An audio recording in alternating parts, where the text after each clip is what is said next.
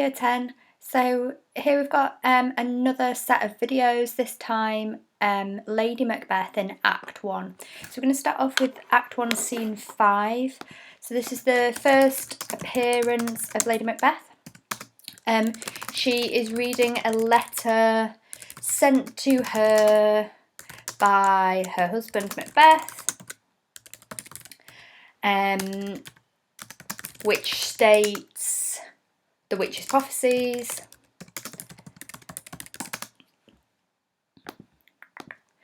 and she begins to plot King Duncan's murder. Now, if you remember last week, we looked at the quote, yeah, I do fear thy nature, it's too full of the milk of human kindness to catch the nearest way. That's also from this scene. So last week, obviously, we were looking at Macbeth and how he's portrayed, how he's presented. So this week, we're not going to include that quote, although it is a really relevant quote, whether you're talking about Macbeth or Lady Macbeth. We're going to have a look at a quote from slightly later on in this soliloquy. So she's alone at this point. And towards the end of her soliloquy, after she's kind of challenged or talked about his lack of ruthlessness with the milk of human kindness quote, she then goes on to say, hurry home quickly. So that's what it just says before there. So hurry home quickly. I'll just put that in modern English. And she wants him to hurry home quickly. She wants her husband to hurry home quickly so that, look, that I may pour my spirits in thine ear, so in your ear, and chastise with the valour of my tongue all that impeded thee from the golden round. So in modern English, the simplest way we can explain that is hurry home quickly so I can persuade you and talk you out of whatever is stopping you from going after the crown. That's the simplest way that we can put it.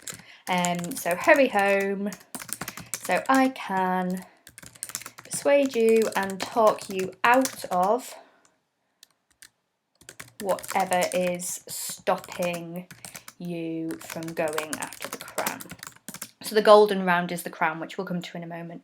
So that's quite interesting. Obviously, we know this is all she's received is a letter from her husband. We don't actually know the details of the letter. There's a section that we're told, but we don't really get any impression of how Macbeth is feeling about this. She's assuming that he's not going to be able to go through with the murder. Okay, so she's assuming here that she will have to persuade him, kind of, I suppose, manipulate Macbeth to carry out the action.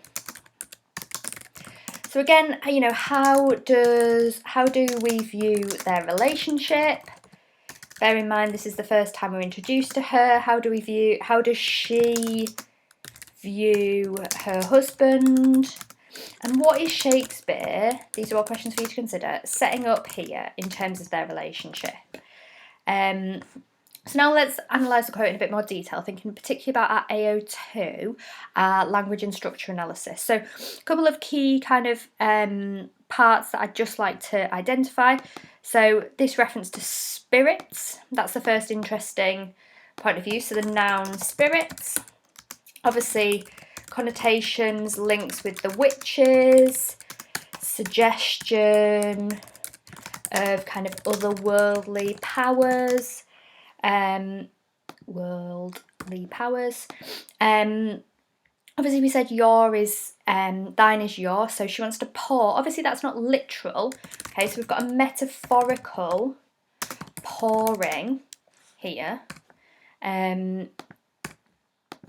Almost kind of a spell, perhaps, an infection.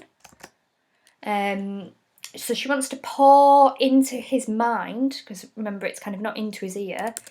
Again, another metaphor. So into his mind, her thoughts. And what are those thoughts? Well, these are two particularly interesting words for us to consider. Look, so to chastise. Okay, the verb to chastise. So we can define it as to reprimand, so to tell off, to scold, but severely. Okay. punish in a way is a word that springs to mind. So again, thinking about what you did last week on the patriarchal society, how does this present Lady Macbeth as atypical? How does her wanting to punish Macbeth for purely having thoughts, or she doesn't even know, but considering, you know,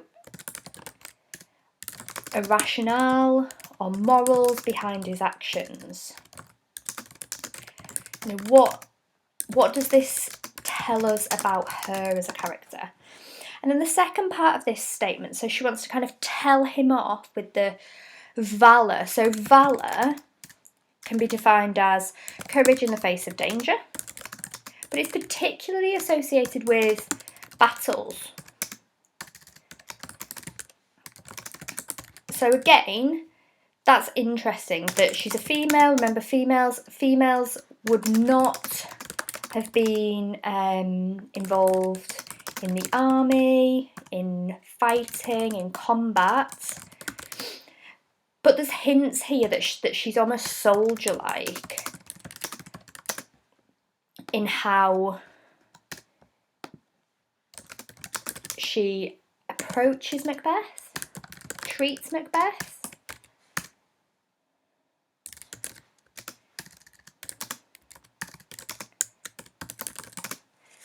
So she is in charge of him.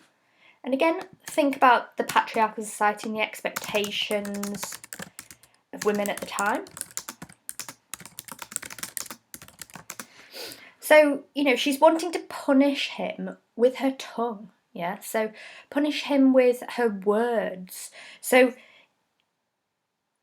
that's really interesting, because if we look at the definition of valour, courage in the face of danger. So she thinks that her words are courageous,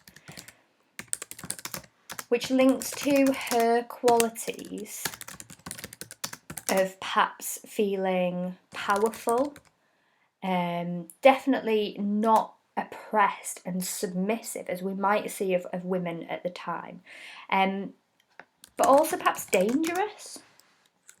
Then the last part that I just wanted us to have a quick little look at is this metaphor of the golden round. Okay, so the golden round,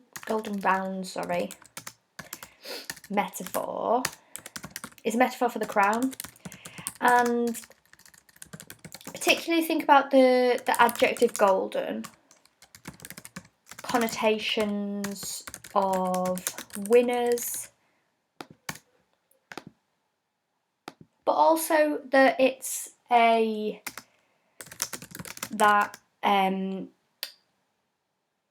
it's a precious metal, so something that's precious as well. Thank you.